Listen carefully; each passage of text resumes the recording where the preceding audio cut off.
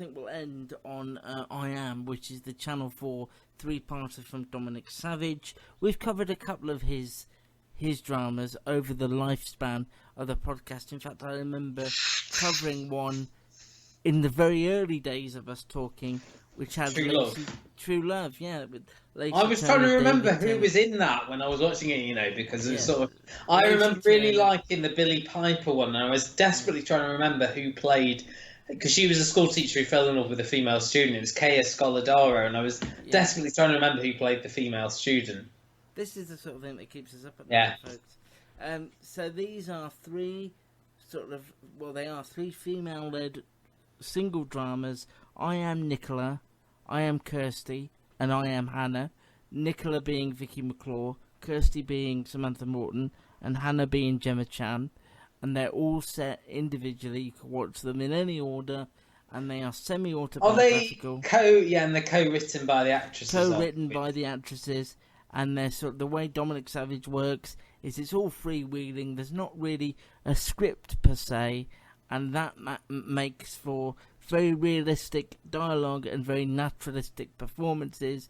I thought I Am Kirsty in the middle one with Samantha Morton was amazing, but also the ones with Vicky McClure and Gemma Chan less so, although I enjoyed that as well. My issue with it is because they are so naturalistic, true to life, and don't really, have a plot per se, is that they sort of end quite ambiguously and quickly, and you go, oh, that's the end then, is it? You could sort of get more... Especially Vicky McClure's one, where she just was in a field. Wanders into a field. But I think that's why I like the Samantha Morton one, because at least that felt like it had a conclusion. I know we're gonna disagree on this, but I enjoyed Gemma Chan's one the most. Oh, did you? Yeah, I think. Why was that? So, I mean, the other two, I can understand why you like them, because I think the performances were probably stronger and they were sort of more, gritty subjects. Samantha Morton's character was the one where her ex-partner had run off with her, gambled away all her money, and she was struggling, and she'd sort of taken a loan from a character played by Paul Kay, who then turned out to be really nasty. And Vicky McClure's was sort of about domestic abuse that really never went anywhere for me, Vicky McClure's one. Well, it's about being in a relationship that's going nowhere. But it was never sort of like, he never really had, I felt like, real control over her. She was aware all the time of what was going on, maybe stayed in the relationship a little bit. I think the highlight of that was probably the barbecue sequence scene. Yeah. And I suppose as well, I felt like I'd seen things like this before, whereas Gemma Chan's one was very much more... It lacked maybe the urgency of the other two, but it was about a sort of issue maybe that's more modern, more relevant. It was about her. She's playing... she's 36, same age as us, and she's playing someone who's like, I'm this age, I'm not married, I haven't got any children, I'm running out of time a little bit now. Her mum was, really worried about her. She was looking into freezing her eggs, but found out that she, she would have problems conceiving the standard way. She was going on a lot of Tinder dates with sort of, differing levels of men, let's just say.